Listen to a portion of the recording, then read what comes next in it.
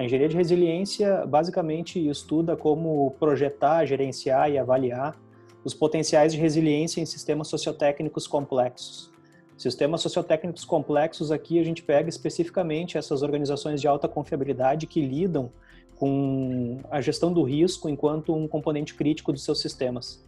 E aí a gente pode pensar aviação, saúde, indústrias de óleo e gás e assim por diante. Então, a gente reconhece que os sistemas sociotécnicos complexos operam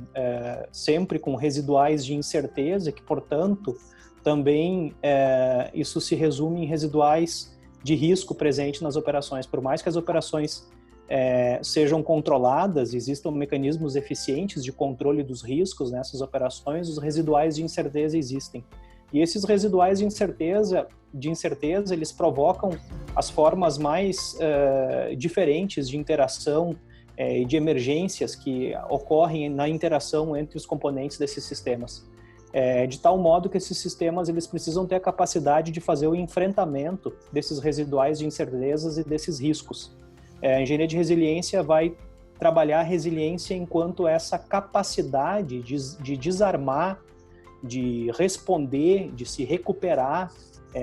ou mesmo de se adaptar e sustentar a adaptação e aprender enquanto sustenta a adaptação a essas situações desafiantes de gestão de incerteza e risco nos sistemas. Então, por que engenharia de resiliência? Porque justamente se pensa no projeto de capacidades, então, de constante resposta e adaptação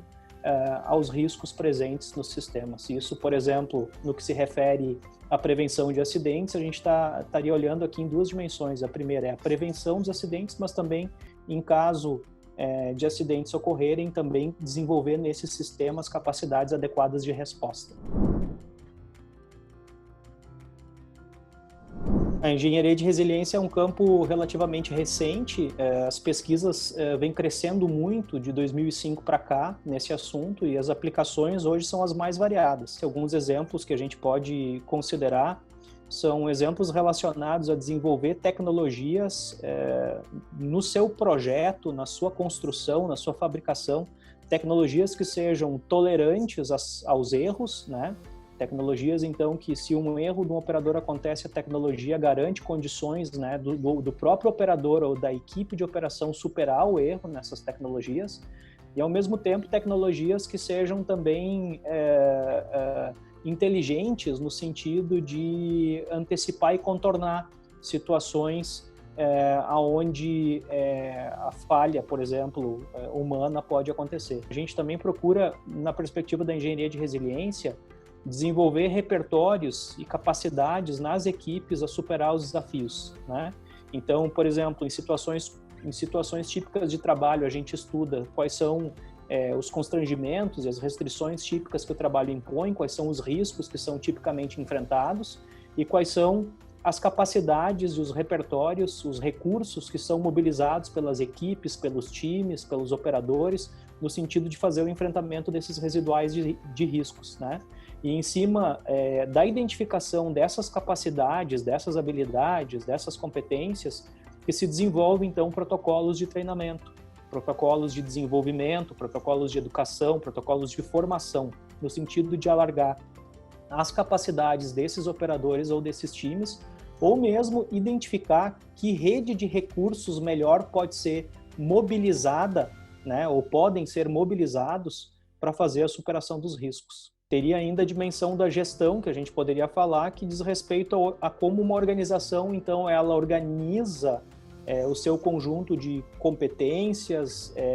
e também a sua rede de recursos para melhor administrar um sistema mais complexo de operações, entendendo que esse sistema mais complexo de operações normalmente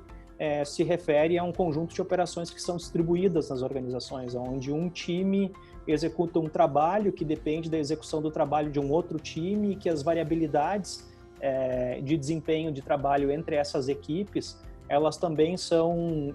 contribuintes, digamos assim, para a ocorrência de variabilidade no sistema, e algumas dessas variabilidades são extremamente positivas, porque garantem maior sucesso e eficácia do sistema e também maior segurança, mas outras variabilidades elas são negativas e precisam ser monitoradas, controladas, avaliadas, mitigadas ou mesmo eliminadas.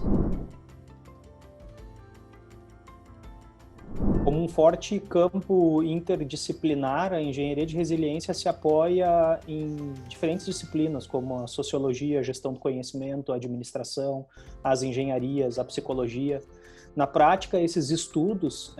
ao tomar essa perspectiva da resiliência sociotécnica, a gente está olhando para a resiliência de um sistema que tem componentes técnicos, tem componentes sociais, um sistema interativo.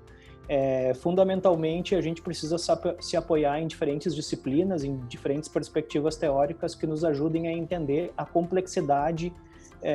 dessas interações sociotécnicas, né? Então, de fato, algumas disciplinas vão nos fornecer teorias e modelos e métodos que são mais adequados a entender a dimensão técnica dos sistemas, outras disciplinas vão nos ajudar a entender a dimensão social desses sistemas sociotécnicos e outras ainda vão nos ajudar a entender o que mais nos interessa, que são exatamente os processos interativos